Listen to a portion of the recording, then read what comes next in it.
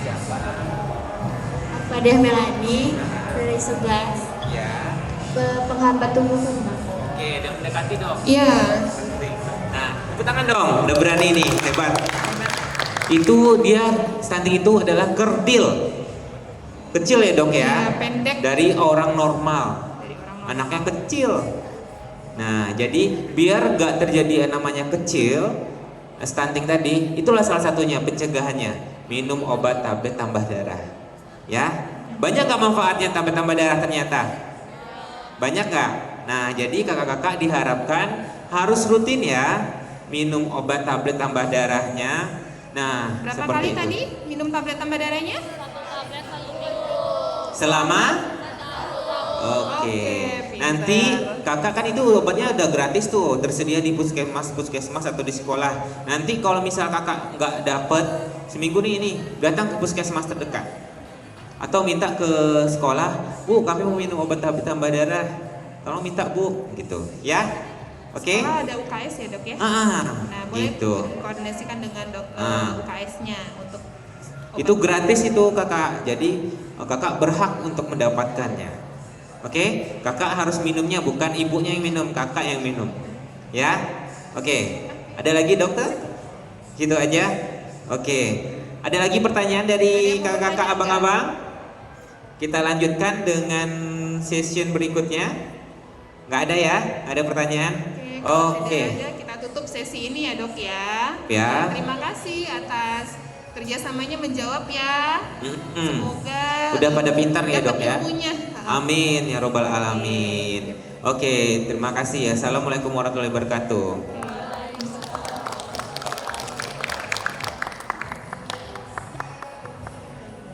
Selanjutnya, hah?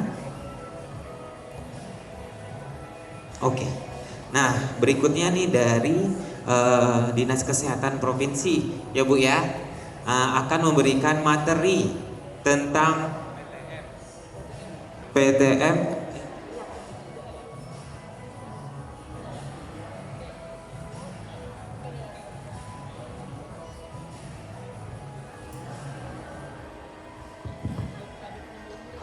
tentang PTM, penyakit tidak menular ya. Penyakit tidak menular salah satunya penyakitnya adalah hipertensi dan DM atau diabetes mellitus atau penyakit gula ya Bu ya. Oke, perkenalkan di sini ada Dokter Zulainah Saswati MGZ. Nah, sebelum memberikan materi tolong diperkenalkan dong Bu, biar kakak-kakak tahu nih, mengenal lebih dekat tentang PTM ya. Iya. Baik, adik-adik sekalian, assalamualaikum warahmatullahi wabarakatuh. Waalaikumsalam warahmatullahi wabarakatuh. Ini dari SMA kelas berapa, Ma? Kalau Kelas 10 dan 11 ya. kelas 10 dan 11 dari SMA 12. Ibu sini Bu. SMA 12 di mana lokasinya? Oh, di Garuda Garuda Sakti. Baik. Ya, pagi ini kita akan membahas tentang penyakit tidak menular. Apa sih ini penyakit tidak menular? Jarang didengar ya. Yang paling sering dengar apa, adik-adik sekalian? Penyakit menular. Ya, jadi penyakit ada yang menular, ada yang tidak menular. Kalau penyakit menular contohnya apa? Ada yang tahu? Oke, ada yang tahu nggak? Saya turun ya Bu ya. Ya, Oke. boleh. Abangnya lagi nih, abangnya. Ayo, yang baru-baru ini loh, yang bikin heboh. Nah, nama saya Raffi Ramdhani. Ya, Contoh penyakit menular itu AIDS, ya bagus. cacar, campak. Iya, Apa lagi ya? semua yang bisa ditularkan gitu ya. Ya, Ya, gitu. ini termasuk yang baru-baru ini nih. Beri aplaus dong. Beri Hebat. aplaus dulu. Ya. Wah, berani nih. Ya, jadi yang menular itu yang baru-baru heboh sekarang ini. Apa tuh? Corona. Yang kita nggak Covid. boleh kemana-mana ya gara-gara si corona. Stay kita ya. Iya betul. Nah, dari corona ini yang paling berbahaya itu orang yang menderita penyakit tidak menular. Nah, sering dengar ada yang meninggal begitu ya karena corona. Nah, itu biasanya lebih banyak itu pada penderita yang punya komorbid kalau istilahnya. Komorbid apa nih Bu? Ya, komorbid tuh seperti penyakit tidak menular. Misalnya seperti hipertensi, diabetes mellitus, kanker, ya dan sebagainya. Jadi bawaan. memang- Ya, dan termasuk salah satunya obesitas, begitu. obesitas. Nah ini yang bisa menyebabkan kematian pada saat corona. Biasanya kematian tertinggi itu pada orang-orang dengan terinfeksi corona dan mempunyai penyakit tidak menular. Ya, nah teman-teman sekalian, ada yang pernah tahu tentang penyakit tidak menular seperti hipertensi? Hipertensi tahu? Saya turun lagi ya. Oke. Ada yang tahu nggak Ada yang tahu hipertensi tentang pengertian hipertensi nggak, kakak nih? Hipertensi atau nama lainnya lah. Nama saya Nasyifa Husna, kelas 11. Hipertensi itu adalah tekanan darah tinggi. Oh, canggih, keren ya. Kemudian satu lagi, Kak, diabetes mellitus, ada yang tahu? Apa sih nih namanya, kok nama istilah kedokterannya diabetes mellitus atau dalam bahasa awamnya apa? Menurut saya, diabetes itu gula. Iya bener, penyakit gula pre-A+ lah untuk adik-adik yang sudah Udah pintar ya, Dok, ya? Udah kayaknya udah pintar deh, udah ada pelajaran biologi kayaknya tentang itu ya. Baik, jadi hipertensi dan diabetes ini adalah bagian dari penyakit tidak menular. Nah, kalau anak muda mah nggak mungkin dok kena penyakit tidak menular. Mungkin nggak?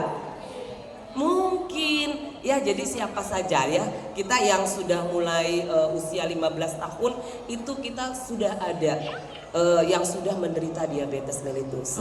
Kebetulan adik-adik sekalian, kami itu punya pencatatan tentang hasil screening. Hasil screening itu hasil pemeriksaan tinggi badan, berat badan, tekanan darah, kadar gula darah. Udah ada screeningnya ya, Dok ya? Ada screening. Nanti teman adik-adik kalau mau screening bisa ke meja kami di Dinas Kesehatan Provinsi. Screening Di situ bisa pengecekan kita akan- langsung. Ya, jadi screening ini kapan kita mulai? Kita mulai dari usia 15 tahun ke atas. Pas nih. Ya. Pas. Karena apa? Karena faktor resiko itu sudah ada pada kita semua. Ya, karena penyakit tidak menular ini ya ada faktor resiko namanya. Kalau menular itu kan disebabkan oleh kuman, bakteri, virus. jamur dan virus gitu. Nah, kalau penyakit tidak menular itu faktor resiko namanya. Faktor risiko. Ya, jadi ada 2 faktor resiko. Nah, perlu dicatat nih, ada Catat. 2. Mungkin di Ya. pelajaran belum dapat. Iya. Jadi faktor resikonya ada yang tidak dapat dikendalikan dan ada yang faktor risiko yang bisa dikendalikan. Nah, penyebabnya penyakit tidak menular ini, kalau faktor resiko yang tidak bisa dikendalikan itu paling hanya memegang sekitar 30% ya.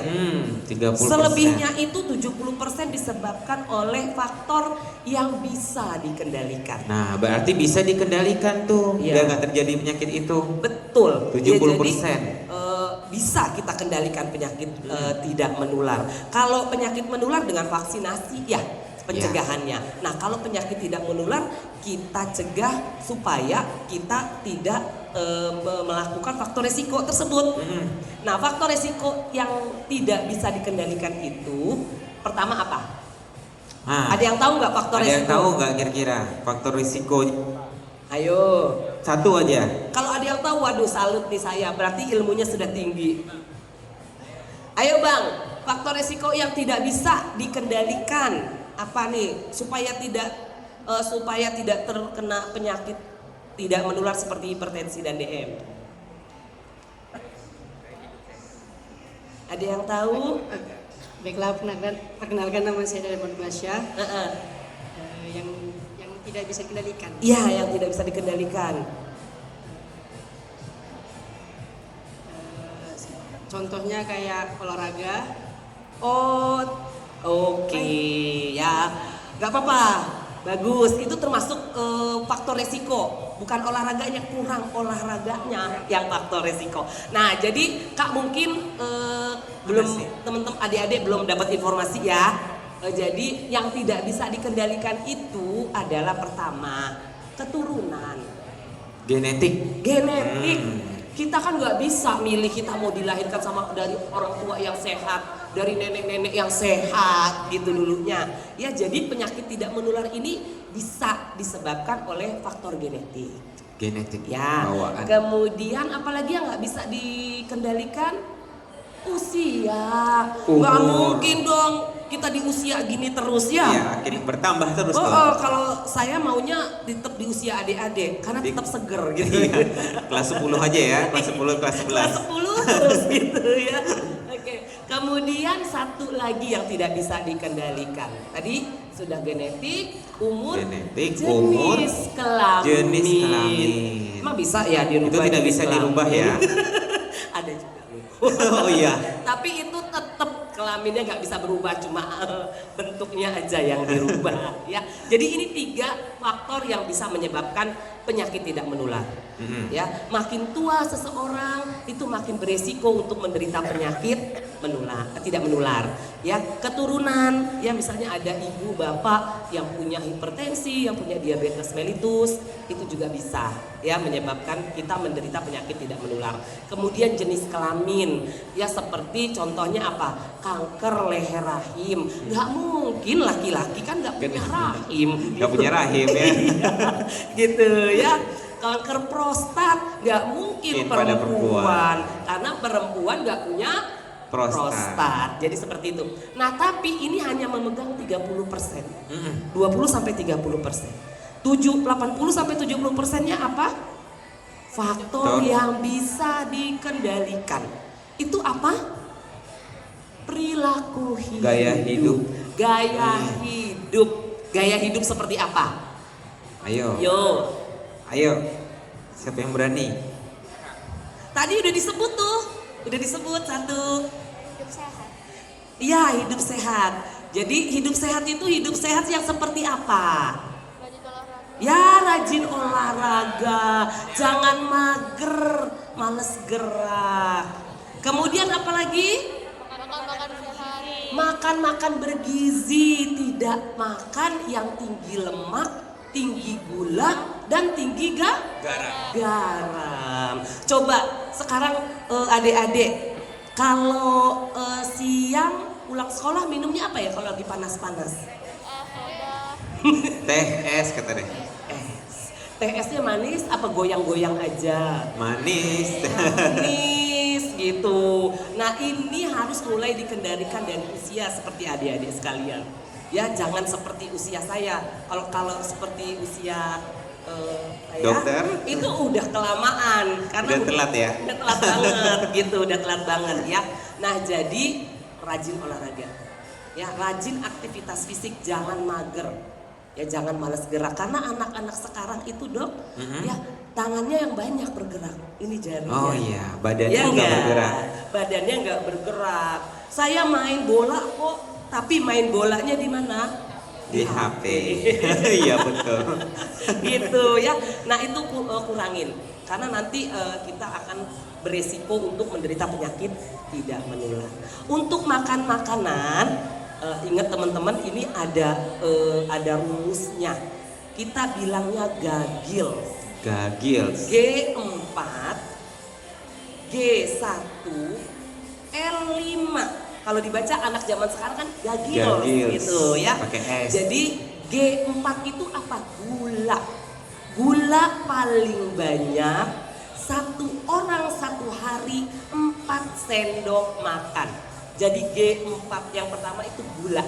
4 sendok Gulanya makan 4. paling banyak. G4. G4. Gulanya 4 kali.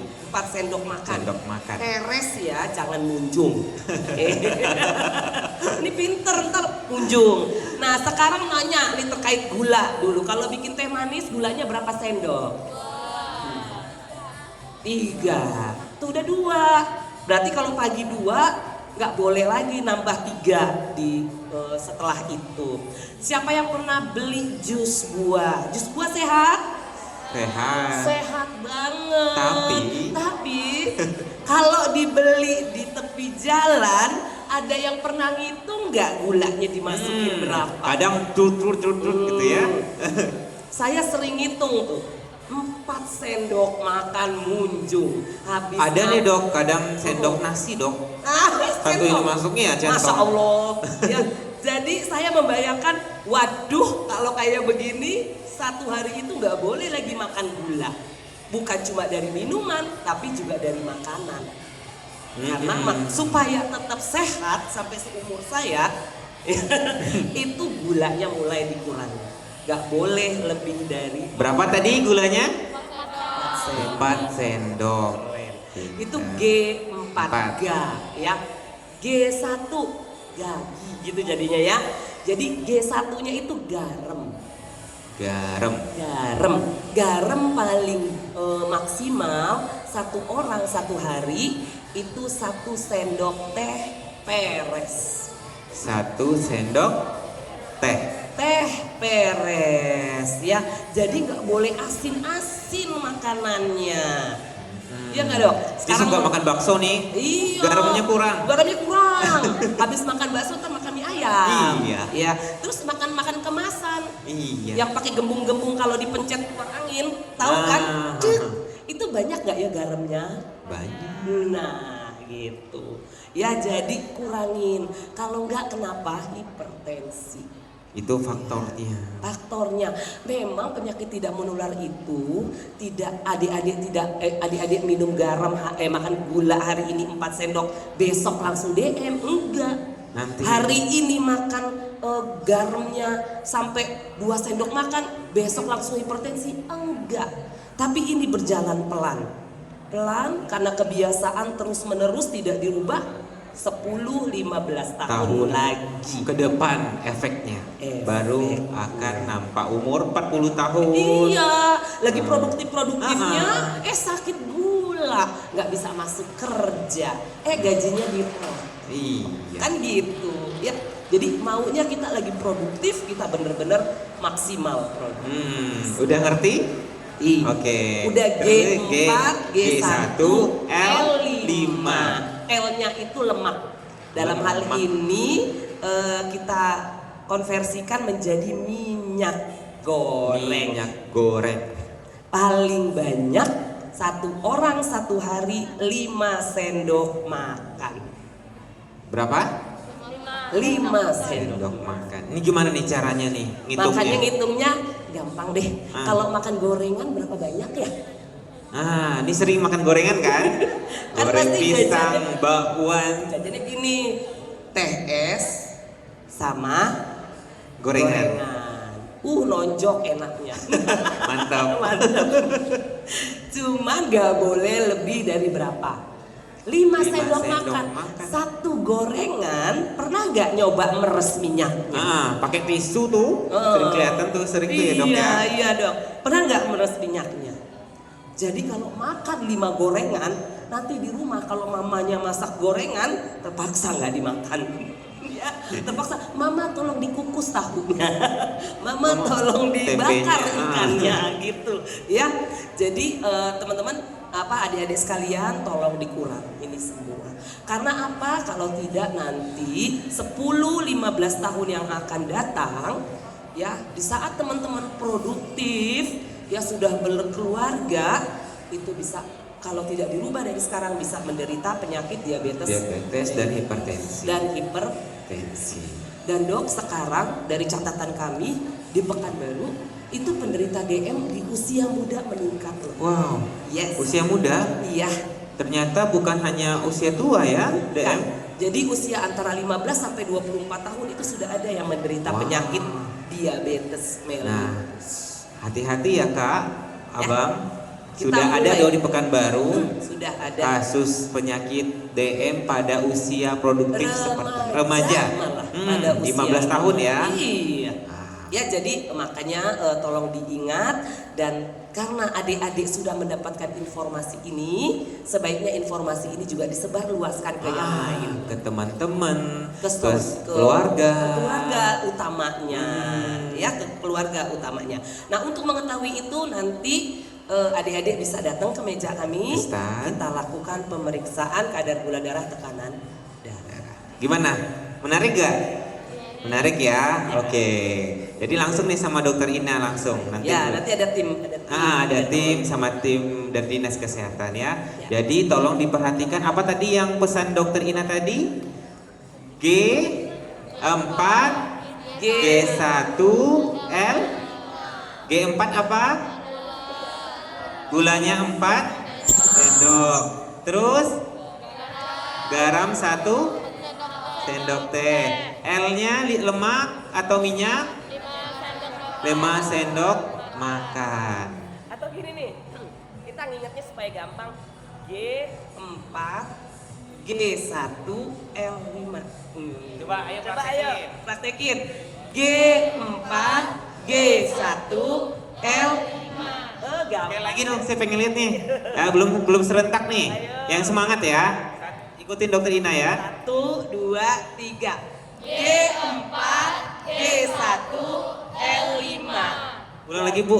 Dok, ini lagi mau di foto dulu, di videoin untuk dokumentasi ya. Ya semangat ya.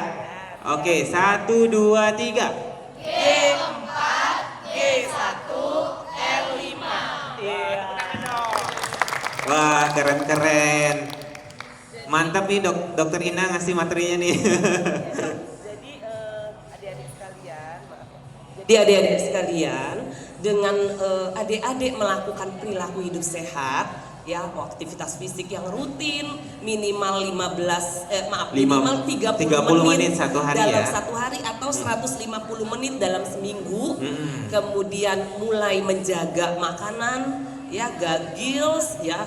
Kemudian kita juga melihat gadget itu juga jangan terlalu lama untuk kesehatan mata, ya. Kemudian memakai headset juga jangan terlalu tinggi volumenya. Jangan terlalu lama, jangan terlalu tinggi. lama untuk menjaga indera pendengaran kita. Karena dia butuh istirahat juga nih. Iya. Gedang telinga kita. Iya. Ada sarafnya juga. Iya. Jadi untuk gadget itu kita ada apa ya? Ada rumus 20 apa nih 20, rumusnya? 20. Jadi saat kita melihat gadget sudah selama 20 menit, maka kita melihat sejauh jarak 20 meter, 20 meter dalam 20 detik. Dalam 20 Jadi detik. jangan terus-terusan setengah jam. Jadi mengalihkan nih, lihat nih handphone selama 20 menit. Alihkan mata ke 20 meter ke tempat lain ya dok ya. 20 menit selama 20 detik gitu. Jadi untuk melatih bola mata kita dan saraf mata kita biar tidak fokus ke handphone, melatih otot-otot juga ya dok ya. Ya, betul. Gitu. Dan untuk pendengaran dok ada rumusnya. Ternyata pendengaran telinga kita juga ada rumusnya nih. Ya, Apa? jadi untuk pakai headset itu volumenya di bawah 60%. Di bawah Jangan sampai di 60%. atas 60%. Kan di volume ada ya persentase. Iya. Oke. Kemudian jangan lebih dari 60 menit. Jangan lebih dari 1 jam. Yes. Ya, kasihan gendang telinga kita. Ya. Nanti akan bermasalah. Mhm. Jadi harapannya nanti nih adik-adik ini menjadi orang yang sehat. Amin. Generasi penerus kita ya. Bener. Ya, terutama untuk gagilsnya dijaga ya. Gagils, aktivitas fisik tadi berapa menit? Ayo. Ayo. 30 menit. Oke, aktivitas fisik di sini bukan hanya olahraga ya dok ya. Bukan, Bisa naik dari turun tangga, Bisa termasuk berjalan di keliling depan halaman rumah, termasuk menyapu, ngepel, berenang lebih bagus. Jadi dok gini, beda aktivitas fisik sama olahraga. Nah iya nih apa Ya, nih? kalau aktivitas fisik itu kita memang harusnya bagus, sebaiknya itu terus selama 30 menit. Misalnya berjalan, berenang, main basket. Kalau olahraga itu lebih ke meraih prestasi. Bedanya segitu seperti aja. itu ya. Ya, kalau aktivitas fisik memang kita harus lakukan aktivitas fisik. Kalau olahraga itu lebih ke arah prestasi. Ya, menjadi juara, mengejar juara gitu. Oh, gitu. Ya, dan saya melihat, kalau saya lihat yang datang ini IMP-nya bagus semua nih kayaknya. Oh, bagus ya. Nggak ada yang obes, ya. Nah, karena gagils ini tujuannya apa? Supaya adik-adik tidak menjadi obesitas. Karena obesitasnya ini nih pangkalnya semua. Iya. Ya. Sumber penyakitnya. Sumber penyakit. Obesitas dalam waktu yang lama bisa menyebabkan hipertensi, bisa menyebabkan gula. diabetes mellitus atau penyakit Nah, jadi perhatikan pertama sekali adalah tentang obesitas atau gemuk kita. Ya. Indeks massa tubuhnya ya. Masa tubuh. Kita cek. Karena dok, ini loh, 30% ya dari hasil data kami, 30% penduduk Riau itu penderita hipertensi, penderita obesitas. Wow, 30% penduduk Ya. Riau penderita obesitas. Dari hasil screening kami loh, dari hasil screening dari 300.000 sekian orang ya yang kami screening itu 30%-nya adalah obesitas. Wow. Nah ini apanya biang keroknya. Iya. Biang kerok penyakit Tidak menular. Makanya harus dicegah sejak sejak dini. Nah, adik-adik untuk mengetahui kita tuh obesitas atau tidak, maka kita harus rutin mengukur tinggi badan dan berat badan. Ya. Ya. Oke. Siapa yang rutin mengukur berat badan Siapa yang sering atau takut ngelihat timbangan? Oh, rutin ya, Dek ya? Rutin, Bagus. rata-rata Berat badannya rutin. berapa? 51 tinggi badannya. tinggi badannya? Oke, dalam batas normal 160. 160. Nah, jadi cara mengukur IMT, indeks massa tubuh, untuk mengetahui apakah kita obesitas atau normal atau overweight, ya, itu dengan cara mengukur berat badan dan tinggi badan. Menghitungnya bagaimana? Menghitungnya berat badan kita, ya, kita bagi tinggi badan kita dalam meter, dikuadratkan. Ya, jadi misalnya tingginya siapa namanya, Dek? Raffi. Tingginya Raffi 16 berapa? Berarti 165 cm. Dalam meter jadi berapa? 1,65. Jadi berat Raffi 50 berapa? 51. Jadi cara menghitung IMT Raffi adalah 51 dibagi 16,5 dikali 16,5. Dikali 16. Coba dapatnya berapa? Pasti bawa HP. Coba pakai HP, yuk. Itu. Ya. 51 dibagi 16,5 16,5 dikali dikali 16,5. 21. Enggak 51. Coba 16,5 1,65 kali 16,5 dulu berapa? Cara menghitungnya biar Iya. gampang. 1,65 kali 1,65 sama dengan, diingat ya. Oke, baru 51 dibagi hasil perkalian tersebut. Semuanya bantu. Bantu. Berapa? 18 atau 21? 18,75 itu IMT normal. Jadi IMT normal untuk penduduk di Asia, kita orang Asia kan ya, bukan Iya. orang Amerika ya. Kan Eropa ya. Kan Eropa, gitu. Jadi IMT yang normal itu adalah 18 sampai kurang dari 23. Nah, kalau adik-adik sudah lebih dari 23 sudah masuk overweight. Over, udah termasuk Overweight. obes. Ya, belum obes. Belum, oh. Obes nanti kalau sudah di atas 25 atau 27. Kalau ada yang bilang 25, ada yang bilang 27 gitu. Ya. Nah, jadi jaga berat badan di range normal IMT tadi. Antara 18 sampai kurang dari 23. Supaya sehat, terhindar dari penyakit tidak menular seperti hipertensi dan diabetes Diabetes. mellitus. Oke, menarik gak temanya? Menarik ya, ada dapat banyak hal gak tadi sama Dokter Ina? Udah ya, tentang gagils, Gagilsnya udah aktivitas dapet, fisik, aktivitas terus tadi ngitung IMT, udah banyak hal. Iya. Ya ini dipraktekkan ya adik-adik Tolong ya. ya, Dipraktek- dibagi-bagikan informasi dan dipraktekkan bagi diri sendiri dulu. bagi diri sendiri. Untuk diri sendiri dulu, Ya. ya. Oke. Nah untuk makan, nah saya bawa ini nanti Ah. jelasin ya. Isi piringku ya. Jadi ini namanya isi piringku. Ini sebenarnya isi piringku yang seperti ini untuk yang normal, yang IMT-nya normal. Tapi kalau udah obesitas itu jadi T. Ini kan Y ya. Ini kan seperti Y, maaf. Ini kan seperti huruf Y. Oke, tapi kalau sudah obesitas itu harus seperti huruf T. Ya, nasinya 1/4 piring, kemudian lauk pauk 1/4 piring, sayur dan buahnya setengah piring. Jadi kalau adik-adik kan masih IMT-nya masih normal sih kalau saya lihat, berarti pola makannya seperti ini. Ya, nasinya itu 2/3 dari setengah piring, sama porsinya dengan lauk pauk. Ya, kemudian 2/3 ya, 1/3-nya maaf ya, 2/3-nya lagi adalah sayur dan buah. Ya, jadi banyak.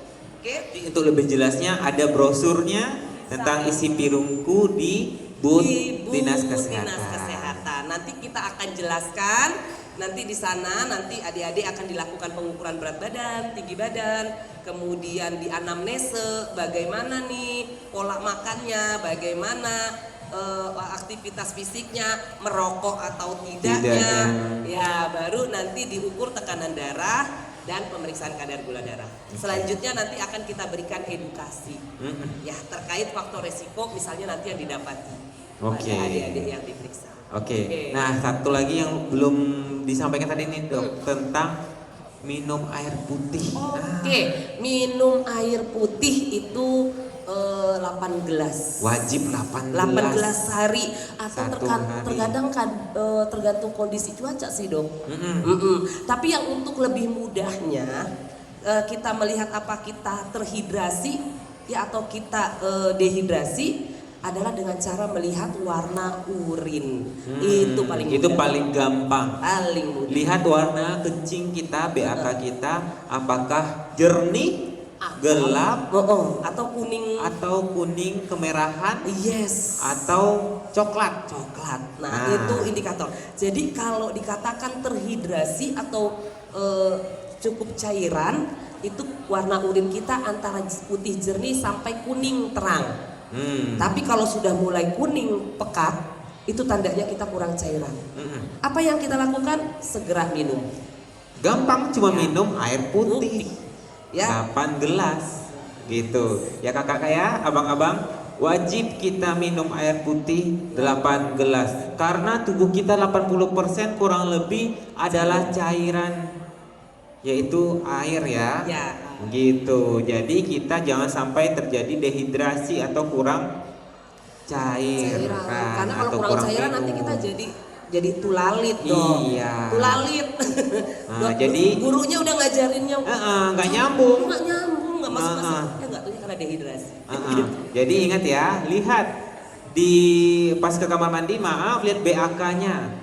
Apakah warnanya jernih, putih kekuningan terang, atau kuning gelap? Sudah mulai pekat. Sudah mulai pekat, segera minum air putih. Ya. Oke. Nah, satu lagi dok yang lupa tadi kita sampaikan, cuci tangan pakai sabun. Nah, itu penting dokter. Kenapa nih? Pasti nih jarang nih cuci tangan pakai sabun. Pakai sabun loh, bukan cuman selayang aja atau pakai air gobokan gitu-gitu aja ya dok ya. Gimana nih dok? Ini dok. Cuci tangan pakai sabun. Ayo, sudah ada yang bisa mempraktikkan. Ada nggak? Ada 6 langkah ya dok ya? Ya, ada 6 langkah. Siapa yang berani? Ayo, siapa yang berani? Cuci tangan pakai sabun, apalagi sedang COVID seperti ini. Bener, wajib kan? Ya, menghindari. Ada yang berani nggak kira-kira? kontaminasi dengan virus. Kakak, abang, ayo.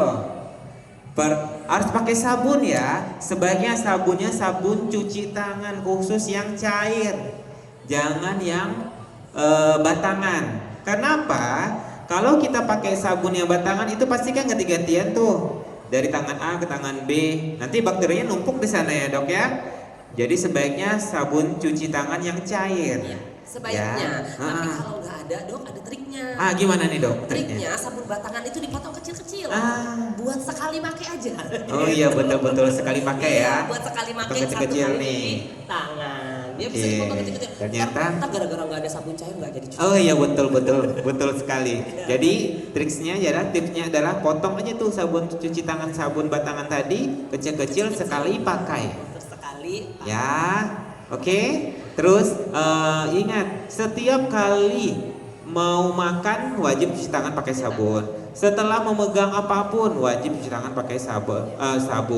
Oke. Ya, ada yang berani nggak tadi kita contohkan Maju. caranya, Maju step-stepnya. untuk cuci tangan 6 langkah. Ada yang bisa? nggak? Ayo, siapa yang berani? Oke. Ya maju. Wah, Satu lagi dong. Satu Biar lagi dong. rame-rame kita. Ayo, satu lagi. Ayo. Di Nanti sekolah dibantu. diajarin Nanti dibantu. Cara cuci tangan pakai sabun.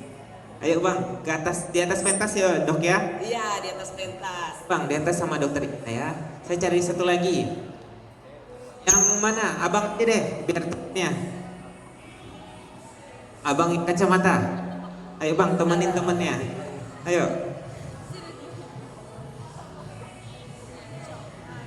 Cuci tangan pakai sabun nih sering dilupakan nih dok. Padahal penting loh. Penting banget. Kita aja dok sebagai dokter kan wajib cuci tangan pakai sabun. Wajib Ayo di banget. tengah saya. Ayo. Oke. Yuk, di sekolah diajarin nggak cuci tangan 6 langkah? Pasti pernah tapi lupa. Lupa. Kadang lupa karena jarang Iya. dipraktekin nih dok. Ayo, coba kita lihat Pertama. dulu. Kita lihat dulu. Coba kayak gimana? Oh iya. Iya. Pertama basuh tangan, Ya, basuh air dengan tangan dengan air. habis itu ambil sabun, Heeh. bersihkan telapak Heeh. sama punggung badan. Wah, papa, udah hebat nih udah mau main. Habis itu bersihkan sela-sela jari, Sela-sela jari. putar setiap jari Heeh. dengan sabun. Setiap jari. Yang kelima, basuh tangan menggunakan air lagi Heeh. sambil digosok-gosok. Setelah yang keenam, keringkan. Iya, ini yang lupa.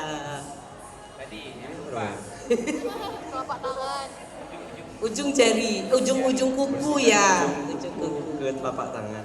Kiri dan kanan. Ya. Terus habis itu. Kemudian basuh menggunakan air kembali. Oke, Udah bisa nih. bisa. Tepuk tangan dong.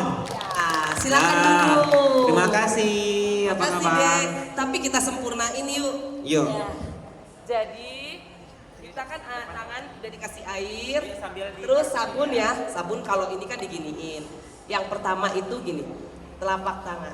Oke, 1, kemudian 2, Punggung tangan. ya, kemudian 3.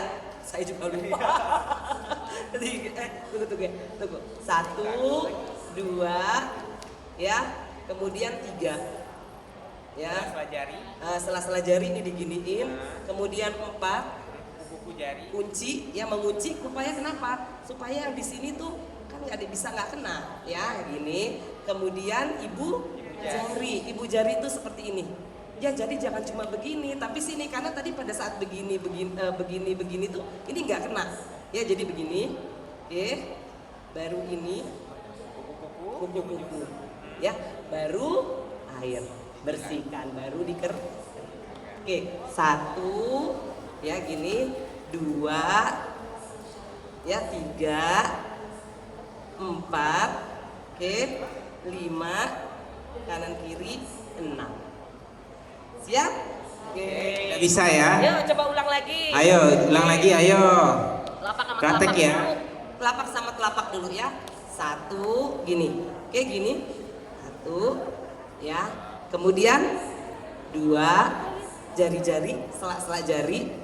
3 oke, baru ibu jari 4 ya. Ya, kemudian apa lagi tadi gue yang lupa? Ini tinggal. Ah iya. Ini yang lupa, tuh kan lupa, saya pelupa. Oke. Gini 1 2 3 4 5 6. Ya, ulang lagi. Oke. Oke, 1 2 3 ya, kemudian 4 oke, 5 baru siap bilas dengan air, baru keringkan dengan tisu atau handuk kering, tapi sebaiknya tisu. Kalau handuk kering yang digantung ya itu sudah banyak tangan di sana. Kalau bisa satu orang satu ya dok ya. Satu orang satu ya, kalau bagusnya sih memang tisu saja, karena kalau handuk suka dipakai beramai-ramai. Siap? Ya, jadi tuangkan sabun. 1, 2, 3, ya, 4, 5. Oke?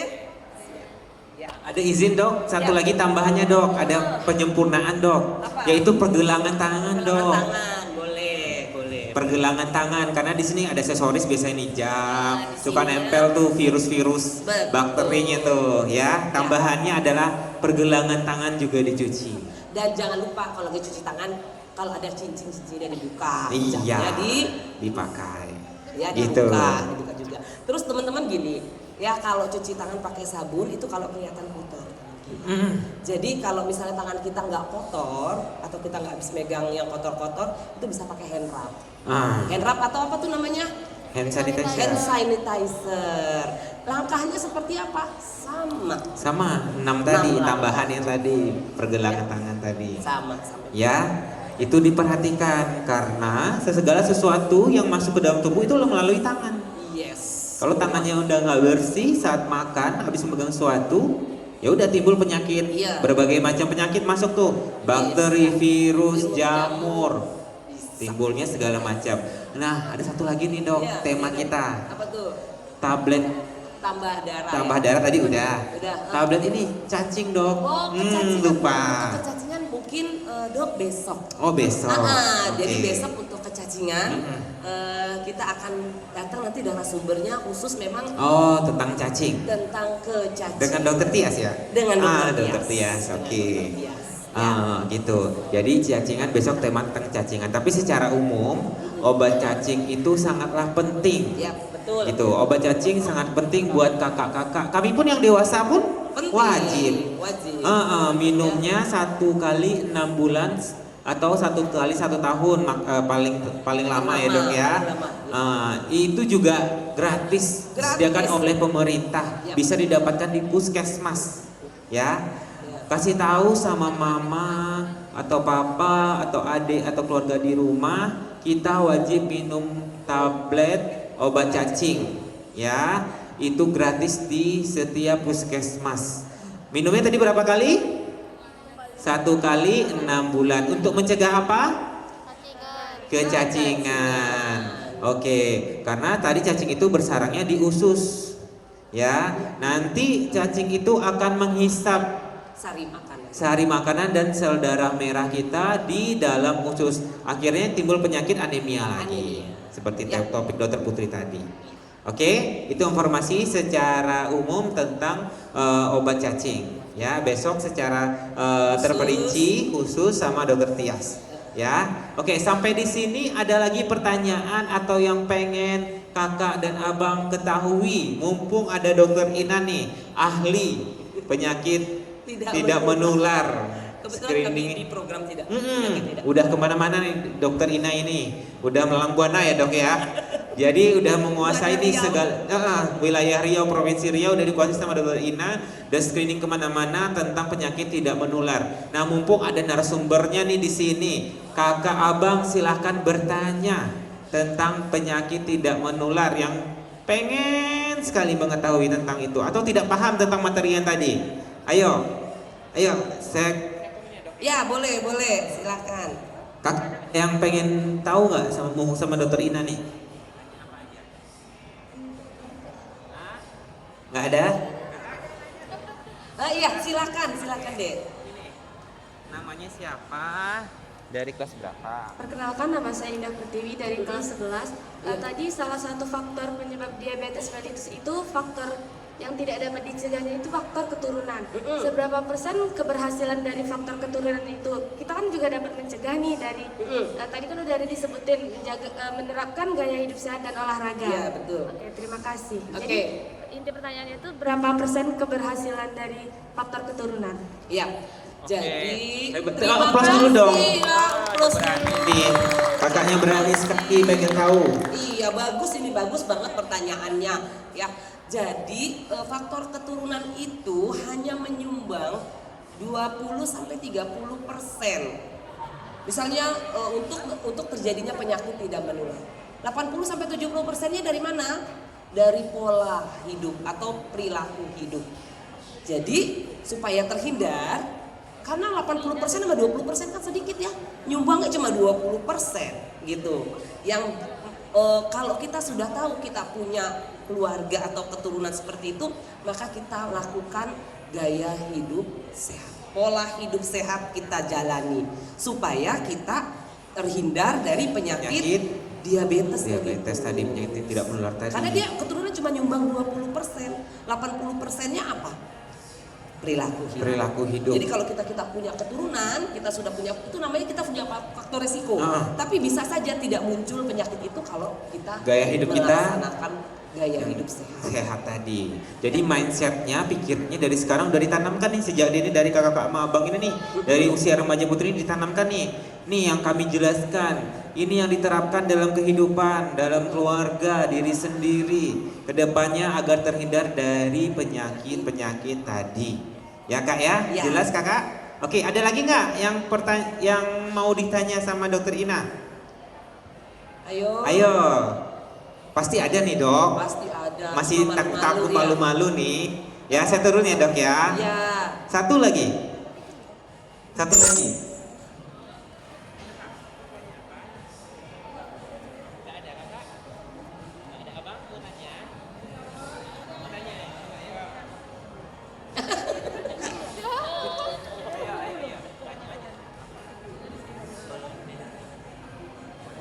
Ya, silakan. Namanya siapa? Nama saya Ilham Zaki Saputra dari kelas 11. Iya. Pertanyaan saya, aritmia jantung itu apa dok? Aritmia gangguan irama jantung itu. Aplaus dulu dong, berani nih bertanya nih. Iya hebat ya, aritmia jantung. Tentang diagnosa penyakit nih dok. Itu udah spesialis jantung nih dok. Iya, kayaknya bakal mau calon jadi spesialis penyakit jantung ini. Jadi itu gangguan irama jantung deh. Ya, biasanya kita bisa lihat dari hasil EKG kita. Gitu. Ya, itu perlu pemeriksaan khusus lagi dengan dokter spesialis jantung. Kami harus belajar lagi ya dok ya, untuk belajar sekolah lagi ya. Selama 5 tahun untuk mengetahui itu lebih jelasnya lagi. Tapi secara umum seperti itu ya dok ya, gangguan irama jantung. Oke? Ini pertanyaannya dari saya. Oke. Adik-adik semua ada yang punya orang tua menderita hipertensi atau diabetes mellitus? Diabetes nggak penyakit tadi, dua tema tadi? Atau neneknya? Neneknya ada yang penyakit diabetes atau gula atau keluarga terdekat? Keluarga terdekat. Kakak ada? Ada dong. Nah pesennya ya. Nah ini pesannya ya. Jadi kalau sudah menderita, tadi kan kita bicaranya sebelum menderita nih. Ya, kita punya faktor risiko supaya kita tidak menderita, kita jalankan pola hidup sehat. Ya, kalau sudah menderita, itu kita wajib minum obat secara teratur dan melakukan pengukuran tekanan darah dan kadar gula darahnya secara teratur. Berkala dan teratur. Ya, kenapa kita harus minum obat teratur? Ya, karena untuk mencegah terjadinya komplikasi. Jadi sebenarnya yang kita khawatirkan dari penyakit hipertensi dan diabetes mellitus itu adalah komplikasi. Komplikasinya jadi yang organ-organ yang lain akan terkena dampak dari penyakit yang satu tadi. Ya. Jadi dengan minum obat secara teratur maka tekanan darah kita bisa terkendali. Kadar gula darah kita bisa terkendali. Jadi intinya harus dicek 1 bulan atau berapa minggu, minimal 1 bulan sekali atau 2 minggu sekali. Tolong dikasih tahu informasi kepada keluarga terdekat atau kerabat terdekat bahwasanya penyakit gula dan hipertensi wajib diukur dengan alat yang bisa di rumah ya, bisa ya dok ya, atau di apotek atau di klinik terdekat. Wajib dicek tensinya dan gula darahnya agar tidak terjadi komplikasi dari penyakit tersebut. Ya, dan minum obat secara teratur. Dan minum obat tentunya secara teratur. Dan bahkan ya dok ya, dibilang obat itu diminumnya sampai benar-benar tuntas seumur hidup ya dok ya. Nah, jadi obatnya wajib diminum seumur hidup. Nah, jadi pesan dari dokter Ina tadi agar tidak terjadinya penyakit tidak menular seperti tadi dan tidak minum obat seumur hidup ya tadi, gunakan gaya hidup sehat yang disampaikan oleh dokter Ina. Oke, ada lagi dokter yang pengen disampaikan? Kemudian untuk adik-adik sekalian, kita punya program sih dok. Jadi sebenarnya screening ini merupakan program kita. Program kita di Puskesmas. Jadi setiap warga negara yang usianya 15 tahun ke atas, ya, itu wajib melakukan screening minimal 1 kali dalam 1 tahun. Karena penyakit tidak menular ini kita nggak akan tahu kalau kita tidak melakukan Screening. pengukuran atau tidak di screening. Seperti itu. Jadi salah satu pencegahannya itu adalah menjalankan screening tadi ya dok ya. Screening secara rutin. Ya kakak-kakak ya, abang-abang ya, tolong dilakukan screening. Nanti kita ada sedia di sini stand kita di Dinas Kesehatan. Kalau enggak nanti di Posbindu namanya.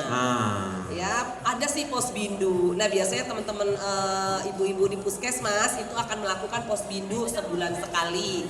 Tapi adik-adik nggak usah khawatir, ya, kalau di Kota Pekanbaru sepertinya sudah mulai ke sekolah melakukan screening. Karena kan biasanya pelaksanaannya di jam sekolah nih. Nggak mungkin dong libur ya cuma gara-gara screening. Jadi pelayanannya mungkin akan kami dekatkan dengan mendatangi sekolah. Ke sekolah, wah keren. Tepuk tangan dong buat Dokter Ina. Cukup dok? Cukup, mungkin udah. Udah panjang lebar ya materi yang dari informasi yang diberikan ya. Semoga bermanfaat, bisa diaplikasikan ke diri sendiri dan keluarga apa yang disampaikan oleh Dokter Ina tadi, agar terhindar dari penyakit tidak menular tadi, DM dan hipertensi ya. Oke, terima kasih Dokter Ina atas waktu dan informasinya yang sudah diberikan kepada kakak-kakak dan abang-abang kita. Terima kasih adik-adik semua. Pesan terakhir ya, jalani pola hidup sehat. Jangan lupa G4, G1, L5. Rutin aktivitas fisik. Cukup minum air putih 8 gelas per hari. Pesannya itu aja. Oke. Dan cuci tangan pakai sabun. Oke, terima kasih. Assalamualaikum warahmatullahi wabarakatuh Dokter Ina. Waalaikumsalam warahmatullahi wabarakatuh. Oke, berikutnya ada informasi lagi. Oke, baik, terima kasih Dokter Ina, luar biasa Dokter Jufriman. Baik, kami undang untuk dari kampus ya, kampus kesehatan ya. Kami undang mungkin dimulai dari Poltekkes Kemenkes Riau dapat ke depan agar anak-anak Riau atau Pekanbaru hari ini mengenal seperti apa Poltekkes Kemenkes Riau, dan nanti disambung oleh kampus Universitas Pahlawan, PMC dan UIN yang akan juga bergantian. Kita berikan waktu kurang lebih 10 menit ya masing-masing untuk ke depan menjelaskan kampus kita seperti apa. Silakan dimulai dari Poltekkes Kemenkes, kemudian dilanjutkan dari Universitas Pahlawan dan kemudian PMC dan kemudian UIN. Kami jemput dengan segala hormat untuk menjelaskan kampus kita, kampus tercinta kita, dan anak-anak yang hadir hari ini bisa mengenal lebih jauh.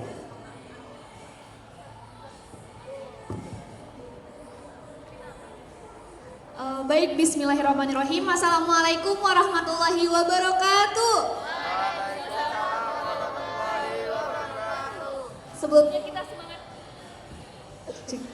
Sebelumnya kita semangat pagi dulu ini. Kalau misalnya saya bilang semangat pagi, teman-teman jawabnya pagi, pagi, pagi 3 kali ya. Oke, kita tes ya. Semangat pagi. Pagi, pagi, pagi. Wah, kurang semangat ya, kita ulang sekali lagi. Ayo kita keluarkan semua semangatnya di pagi hari ini. Semangat pagi. Pagi, pagi, pagi. Wah, luar biasa semangat teman-teman dari SMA 12 Pekanbaru ya. Baik, pada kesempatan kali ini, sebelumnya kita perkenalan diri dulu. Saya Eliana Maharani dari kampus Poltekkes Kemenkes Riau di jurusan Gizi. Saya dari jurusan ahli gizi. Kesempatan kali ini saya mau memaparkan atau mempromosikan atau mendefinisikan apa itu Poltekkes Kemenkes Riau. Sebenarnya kampus kami, kampus Poltekkes ini langsung di bawah Kementerian Kesehatan. Yaitu jurusannya kita ada 3, ada D3 Gizi, D3 Kebidanan, dan D3 Keperawatan. Ada satu lagi kami kampusnya di INHU. Itu D3 Keperawatan INHU, jadi ada 4 prodi dengan 3 jurusan. Di sini adik-adik juga bisa langsung baca, nanti bisa langsung singgah di stand kami. Kami juga memaparkan ada permainan, ada dan nanti adik-adik bisa juga lihat penjelasan dari jurusan kami. Itu bagaimana cara masuknya ke kampus Poltekkesnya. Pasti ada yang bertanya-tanya nih, kenapa kita harus memilih Poltekkes sih Kak? Jadi kami ini adalah salah satu kampus negeri kesehatan yang langsung dari Kementerian Kesehatan.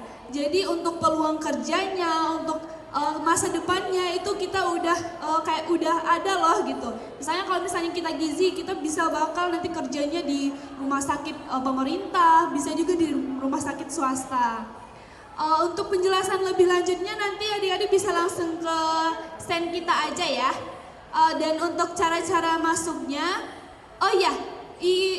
ada yang bertanya untuk UKT-nya gimana Kak? UKT-nya kita itu beda-beda per jurusannya. Dan teman-teman tidak perlu risau juga, kita juga ada menyediakan beasiswa GAKIN namanya. Untuk teman-teman yang ingin melanjutkan kuliah, mungkin sekarang kelas 11-10 ya. Teman-teman bisa nanti nih buat wishlistnya, kita mau ke kampus mana. Yang mau bercita-cita jadi nakes ada nggak? Nakes apa Kak? Tenaga kesehatan. Ada nggak yang mau bercita-cita bergerak di kesehatan? Mungkin sekarang belum ya, karena belum paham sekali apa itu tenaga kesehatan sebenarnya. Sebenarnya kita kalau di tenaga kesehatan itu kita bergerak di sosial juga, kita bisa bantu banyak orang. Kita juga dapat pahala loh, gitu. Jadi adik-adik untuk tesnya nanti adik-adik bisa lihat di sini aja ya. Terus mungkin segitu. Ada yang mau bertanya nggak biar kita lebih seru nih, informasinya lebih masuk, jadi bisa sesi tanya jawab dulu. Mau bertanya Kakak? Ada yang mau tahu? Pengen tahu nggak? Ada yang pengen? Silakan, ada pertanyaan mungkin, ayo. Ada yang kepo nggak? Ada yang kepo nggak tentang kampus kita? Oh iya, kampus kita Nggak boleh itu kepo ada di, nomor WA kakaknya ya. di Jalan Melur Sukajadi, dan ada kampus 2-nya ada di Inhu.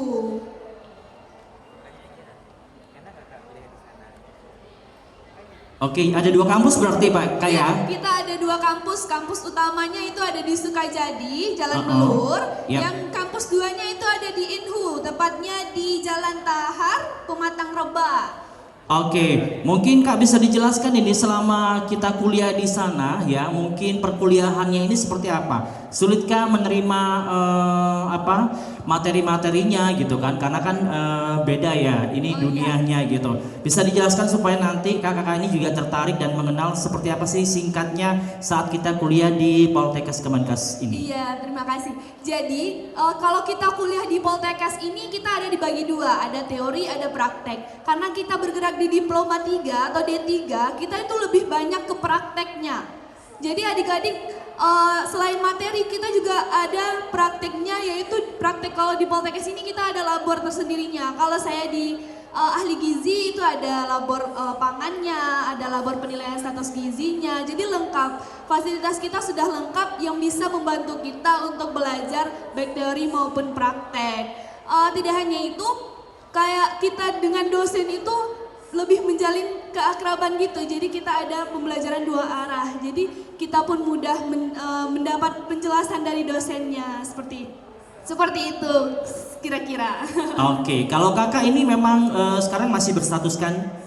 Iya, kalau mahasiswa saya ya? masih tingkat 1 semester 2, masih mahasiswa baru juga. Maba ternyata ya. Iya betul. Oke, ada yang kepo-kepo nggak tentang kakak tadi kan ini baru semester 1 sudah bisa cerita banyak ya tentang kampus Kemenkes Poltekkes ini. Dan kemudian jurusannya Kak mungkin bisa diinformasikan jurusan yang dominan gitu ya. Kemudian ini kan ada cowok ada cewek gitu ya. Apakah ini ada genre yang dikhususkan atau seperti apa ini? Untuk jurusannya kalau di kampus utama dulu ya, kan kita ada 3 nih, ada ahli gizi, ada kebidanan, ada keperawatan. Mungkin cowok-cowok yang ganteng-ganteng hari ini bisa masuk ke jurusan keperawatan atau ahli gizi. Jadi untuk kebidanan mungkin kita khususkan untuk cewek saja gitu. Nah, yang nakal nggak boleh ya, masuk yang Iya, cowok-cowok ke betul. kebidanan. Oke, lanjut informasinya Kak. Mungkin dari anak cuman segitu, mungkin bisa ditambahkan sama ibu dosen kita yang hari ini berkesempatan hadir juga. Informasinya bakal ditambah oleh ibu dosen kita. Nah, supaya kenal ini ya. Iya, Tadi biar itu lebih mahasiswinya yang cakep. Nah, sekarang gurunya, dosennya juga harus jelasin ini benar nggak yang disampaikan oleh mahasiswinya tadi, dan pasti mungkin ada bocoran lainnya nih yang menarik nih yang belum terkupas dari seperti apa ini Poltekkes Kemenkes yang Riau ini ya tentunya. Nah, Ibu dosen bisa dijelaskan ya, boleh perkenalan dulu biar ini calon mahasiswanya Poltekkes Kemenkes ya. Silakan Ibu. Oke, terima kasih Bapak ya, terima kasih buat adik-adik Ibu ya, anak-anak Ibu ya yang sudah hadir di Mall Ciputra ya. Seraya. Ya. Saya senang sekali bisa bertemu langsung ini dengan calon-calon mahasiswa ya. Intinya kita berharap banyak ya bahwa generasi kita ini memang harus terus maju gitu ya. Intinya sekolah, belajar, dan itu tidak tidak mengenal usia. Oke, kesempatan kali ini saya kebetulan adalah salah satu dosen ya, dosen dari jurusan gizi ya. Jurusan gizi yang tadi disebut ahli gizi itu adalah luarannya. Tapi kita di Poltekkes Kemenkes Riau itu bergerak di bidang vokasi. Pendidikan vokasi, ada yang tahu itu apa? Pendidikan vokasi? Ya, diploma 3 itu adalah salah satu jalur vokasi. Jadi apa bedanya dengan sarjana? Pasti ada yang bertanya-tanya. Ada nggak yang bertanya-tanya? Ada nggak kira-kira? Jadi kalau kita ngelihat peraturan pemerintah pendidikan di Indonesia itu ada jalur namanya jalur vokasi. Ya, beda dengan sarjana. Tapi kalau untuk diploma 4 itu sudah setara dengan sarjana. Nah, penekanannya itu pada ilmu terapan. Jadi seperti yang disampaikan oleh ya kakak-kakak tadi ya, baru tingkat 1 sudah berani, sudah bisa mempromosikan Poltekkes ya. Itu adalah salah satu kemampuan ya, kemampuan berkomunikasi. Ya, keberaniannya di dalam ilmu pengetahuan. Nah, di vokasi itu sendiri itu lebih banyak jam prakteknya. Harapannya mereka bisa langsung terjun ke dunia kerja. Itu dia yang dikatakan dengan pendidikan vokasi. Nah, di dunia vokasi ini, pendidikan vokasi itu ada jenjangnya. Ada diploma 1, diploma 3, sama diploma 4. Nah, yang diploma 4 itu setara dengan sarjana. Ya. Nah, kalau untuk yang pendidikan sarjana itu biasanya menekankan kepada disiplin ilmu. Makanya nanti gelarnya ada yang sarjana pendidikan. Jadi pendekatannya pada disiplin ilmu. Kalau jalur vokasi itu penekanannya pada terapan, ilmu terapan. Jadi 60% itu ya, 60-70% itu materinya praktek. Jadi harapannya apa? Jadi luaran dari setelah pendidikan vokasi itu mahasiswanya harus terampil dan siap terjun masuk dunia kerja. Ya, itu. Jadi kurikulumnya berbeda penekanannya. Ya, apakah bisa Bu melanjutkan pendidikan lebih tinggi? Bisa. Ya, dosen-dosen di Poltekkes di Indonesia itu ada 38 Poltekkes dengan jurusan yang berbeda-beda. Nah, yang di Pekanbaru seperti yang disampaikan tadi itu ada namanya kampus di luar utama, PSDKU namanya, program studi kampus di luar di daerah ya, kebetulan itu di Rengat. Nah, jurusannya yang ada adalah keperawatan. Ya. Nah, yang di Kota Pekanbaru kampus utama itu diploma 3 gizi, kemudian diploma 3 keperawatan, diploma 3 kebidanan. Apakah bisa kita masuk ke jurusan lain? Tentu bisa. Jadi bisa ujiannya nanti di Pekanbaru, kemudian mengambil jurusan yang lain yang ada tersedia di Politeknik Kesehatan di seluruh Indonesia. Di bawah Kementerian Kesehatan, benar sekali. Kita di bawah Kementerian Kesehatan. Jadi kita dicetak untuk menjadi nakes yang terampil. Peluang kerjanya untuk saat ini ya 60% itu masih didominasi oleh pegawai negeri yang bekerja di Faskes Kesehatan, Fasyankes Kesehatan. Jadi rata-rata di puskesmas, di rumah sakit ya. Kemudian ada juga yang bekerja di pelayanan publik yang lain ya, seperti mungkin kali sekarang itu lebih tren lagi ke sosial media. Jadi ada beberapa itu perusahaan-perusahaan yang mempekerjakan tenaga-tenaga kesehatan yang siap terjun. Jadi kelebihannya kita lebih percaya diri masuk dunia kerja karena memang 60% itu adalah mata kuliah praktek. Jadi kalau mau masuk diploma 3 dari pagi sampai sore itu nggak ada kosongnya. Nanti kalian boleh cari tahu infonya. Intinya apa? Begitu padatnya perkuliahan karena memang kita dituntut untuk lebih terampil. Oke, ada yang berminat masuk? Nanti kita bisa dapat informasi langsung, silakan nanti bertanya kalau seandainya pengen mencari informasi lebih. Kemudian yang kedua, uang kuliah tunggalnya, ini kita negeri ya. Dibandingkan dengan universitas lain, kalau jalur mandiri itu sangat kecil, sekitar 3 jutaan. Tidak ada uang pembangunan, tidak ada lagi uang dan lain-lain. Kecuali mungkin kalau besok pakai pakaian seragam, nah kan Anda nampak ya, mahasiswa yang di diploma 3 itu pakai pakaian seragam, nah itu biasanya biaya pribadi. Nah, jalurnya ada 2, nanti kita bisa sampaikan melalui bakat minat, kemudian juga melalui jalur bersama melalui ujian tes. Ya, nah dua-duanya itu tidak ada perbedaan di uang kuliah tunggalnya. Jadi sekitar 3,6, 3,5, beda jurusan beda, tapi tidak sampai 4 juta. Jadi kalau dari segi uang kuliah itu sangat membantu gitu ya. Kemudian di dalam hal praktek pun nanti kita juga tidak banyak mengeluarkan biaya karena itu sudah termasuk dalam UKT. Jadi kalau saya keperawatan mulai dari tingkat 1 itu udah mulai masuk ke pelayanan.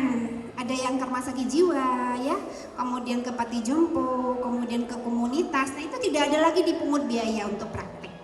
Nah jadi sebetulnya sangat sangat bagus banget ya kalau kalian memilih. Nah kemudian nanti bisa melanjutkan kok ke level yang lebih tinggi lagi pendidikannya. Ya mudah-mudahan ya Pak ya. Banyak peminatnya. Makasih Bu Terima Yelsi, kasih. keren luar biasa. Oke, baik Bu Yelsi, sedikit tambahan Bu Yelsi. Mungkin ketika memilih kampus kesehatan ya, Poltekkes Kemenkes Riau ini, kira-kira apa sih yang mungkin membedakan kampus kita ini dengan kampus umum lainnya ya? Karena ini kan genrenya kan lebih ke kesehatan gitu ya. Nah, apa sih mungkin barangkali ini calon mahasiswa ini lebih siap ya menentukan pilihan untuk memilih apakah ahli gizi ataukah perawat ataukah bidan gitu ya.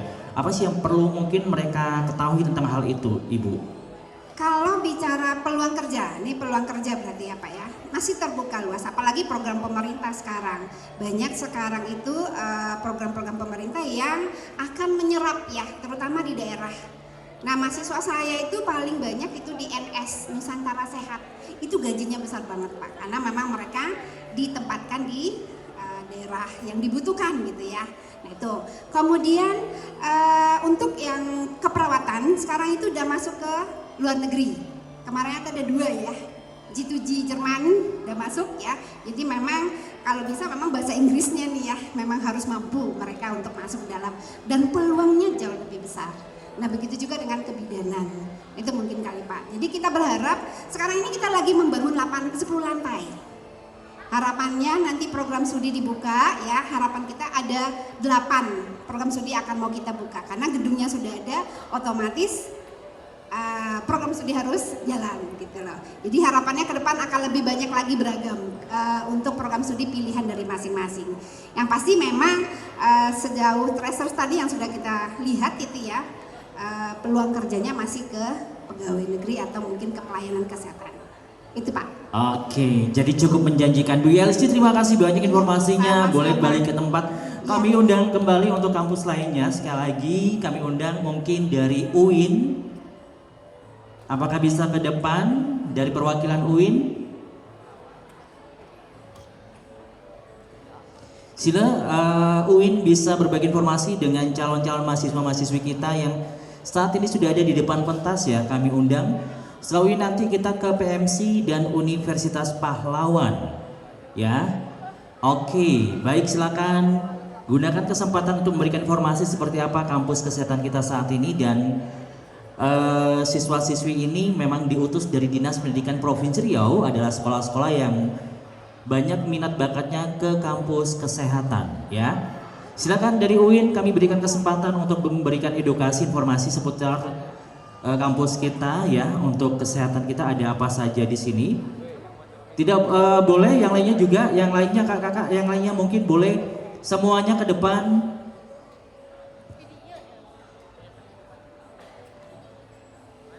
Yang lain kami undang juga dari UIN, silakan, kan rame itu bisa ke depan semuanya. Nanti bisa saling melengkapi, sharing-sharing bagaimana menjadi mahasiswa, mahasiswi dari UIN ya. Silakan boleh kakak, semuanya bisa dipanggil teman-teman yang lainnya.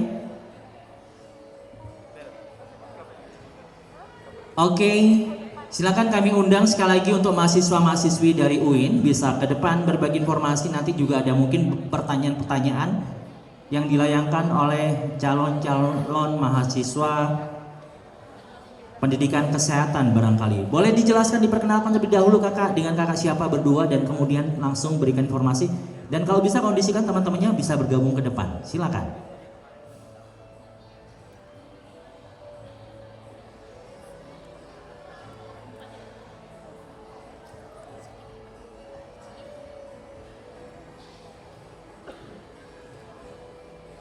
Bismillahirrahmanirrahim. Assalamualaikum warahmatullahi wabarakatuh. Halo teman-teman semua. Perkenalkan, kami dari jurusan Ilmu Gizi UIN Sultan Syarif Qasim Riau. Di sini saya akan menjelaskan tentang apa sih itu jurusan Ilmu Gizi. Di sini itu ada Bapak Bupati dari HMPS dari jurusan Ilmu Gizi, dan di sini ada teman-teman semuanya dari jurusan Ilmu Gizi. Teman-teman tahu nggak sih apa itu jurusan Ilmu Gizi? Ada yang tahu nggak?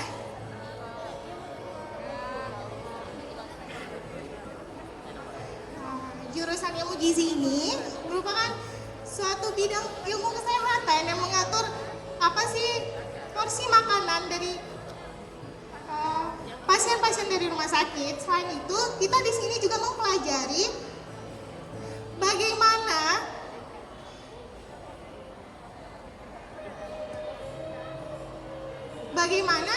porsi makanan yang pas untuk teman-teman semua dan konsep makanan yang sesuai dengan kebutuhan dari teman-teman semua.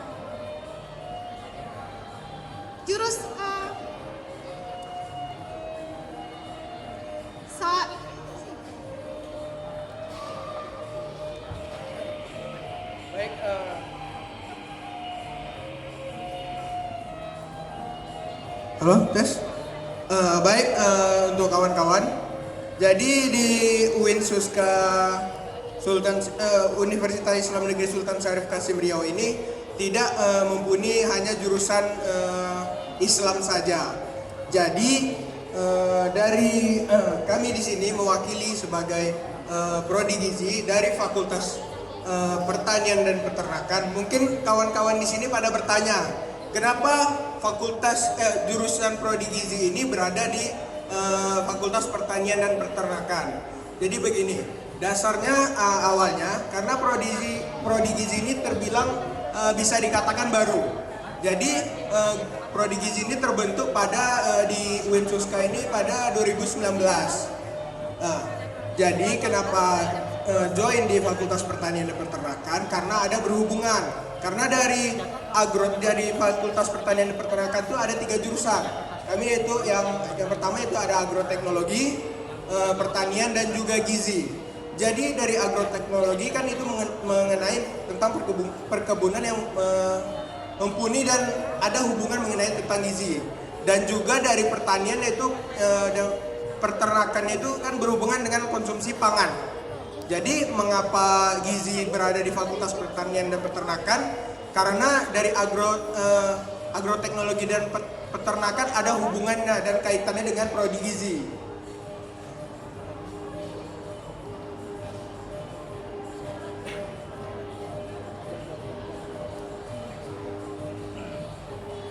Oke, buat yang tertarik untuk masuk ke UIN Sultan Syarif Qasim Riau itu ada beberapa jalur pendaftarannya. Jalur pendaftaran nasional itu terbagi dari SNBP, SPMP UMPTKIN SNBT, UMPTKIN, dan SNM PTNWB. Sedangkan untuk jalur mandiri yaitu ada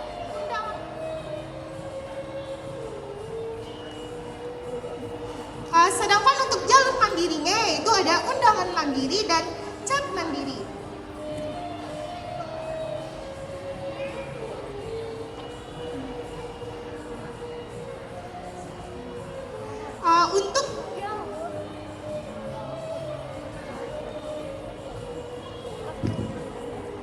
Untuk jalur pendaftaran dari UIN Sultan Syarif Qasim Riau itu bisa dilihat pada website dari http://pmb.uinsuska.ac.id.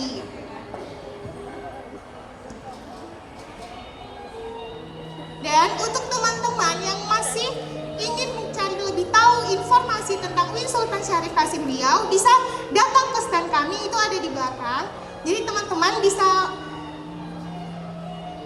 bertanya lebih lanjut tentang apa itu UIN Sultan Syarif Qasim Riau dan jurusan dari Ilmu Gizi UIN Sultan Syarif Qasim Riau. Selain itu di belakang kami juga mendirikan stand untuk konsultasi gizi dan pengukuran tensi. Oke, terima kasih kakak ya. Ada pertanyaan? Oke, baik, di akhir sesi kakak ada closing statement, pesan khusus mungkin, silakan perwakilan dari satu mahasiswa atau mahasiswinya.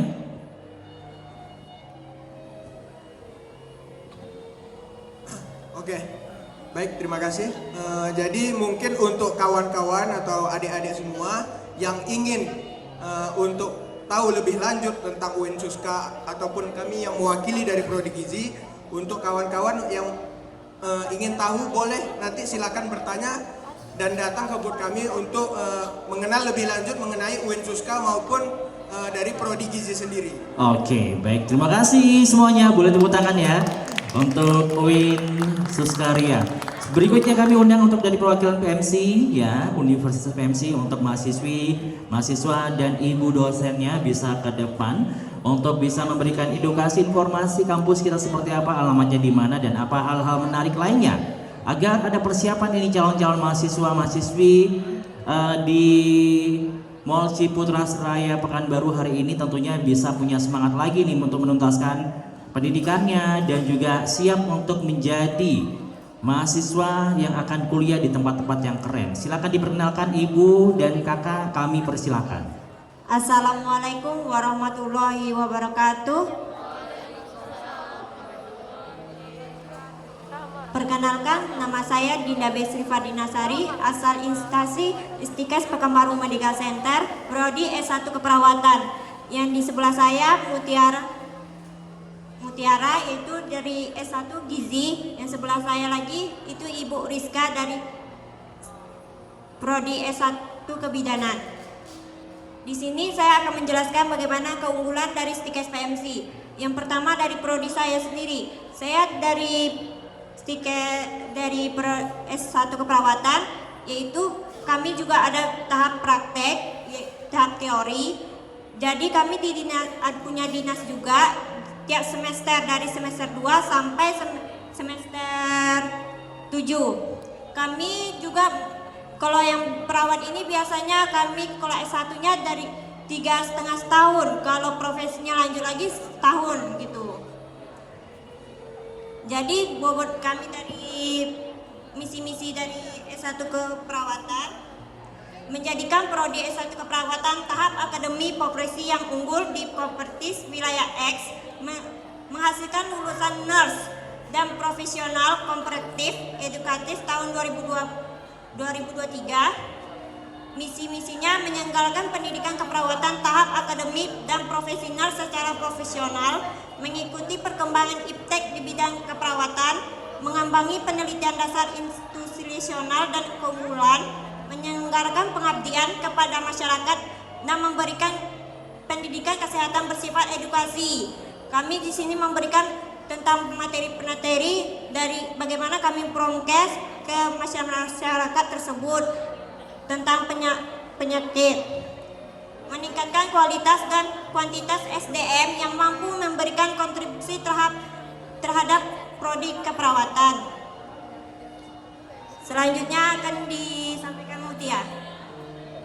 Baik, saya dari S1 Gizi. Kalau misalnya dari S1 Gizi itu kita ke gizi klinis ya. Kalau gizi klinis itu lebih yang kayak mempelajari hubungan antara makanan dan kandungan nutrisi dengan kesehatan dan penyakit-penyakit terkait gizi serta kondisi medis tertentu. Terus juga kalau misalnya di gizi itu kita ada 8 semester, yaitu sama dengan 4 tahun. Terus nanti kita ada dinas itu kita langsung turun ke rumah sakit selama pas semester 4 nanti. Gitu. Oke, baik adik-adik yang telah dipaparkan sama kakak-kakak seniornya di sini, ada yang kurang paham? Saya mau tahu peminat adik-adik di sini, angkat tangannya ya, yang mau jurusan kesehatan. Coba angkat tangannya. Yang memang ingin memilih ke dunia kesehatan, ada nggak kira-kira di sini? Ayo, saya mau tahu nih. Coba yang dari kelompok ini ada yang minat nggak kira-kira? Ada nggak ya minat? Mungkin masih ragu-ragu ya, tapi mungkin sedikit aja. Oh, rasanya saya ada tertarik nih dengan dunia kesehatan. Iya. Ya, ada nggak ketertarikannya atau mungkin untuk masih terjun? bingung ya, Pak, ya? Mungkin masih bingung ya. Iya, kebanyakan kan masih bingung ya. Ini kan fokusnya ke sekolah ya. Tapi mungkin kita ingin tahu nih, apakah ada nggak kemungkinan? Oh, saya ingin jadi perawat. Ada nggak kemungkinan kecil saja? Boleh tunjuk tangan, mungkin angkat tangan Atau saja. mau jadi ahli gizi, atau yang jurusan kebidanan, atau orang tuanya yang orang kesehatan, coba angkat tangan, ada di sini? Ada nggak kira-kira yang ingin?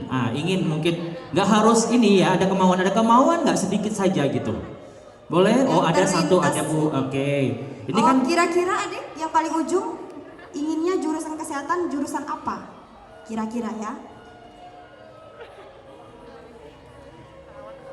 Jurusan apa? Oh, S1 kebidanan. Kebetulan di tempat kami tidak ada lagi D3 kebidanan. Di tempat kami adanya sudah membuka S1 kebidanan. Dari jalur SMA, SMK dan sederajat.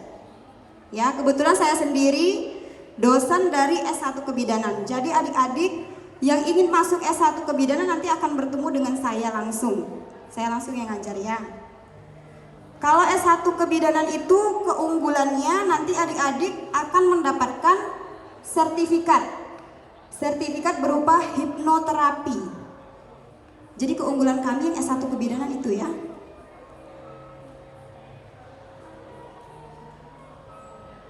Dan di sini kebetulan Stikes PMC ada 4 kali cicilan untuk uang masuk. Dan ada kalau yang kalian mau daftar KIP itu biayanya gratis. Jadi mulai dari bulan sekarang adik-adik sudah bisa mendaftar di Stikes PMC.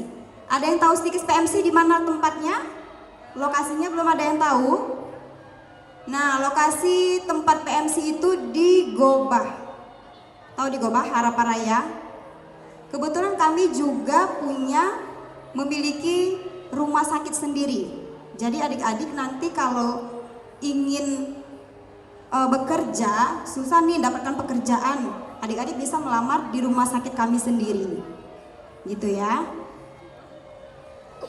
Dari paparan kakak-kakaknya tadi ada yang mau ditanyakan kira-kira? Ayah silahkan. Silahkan namanya, jurusan apa?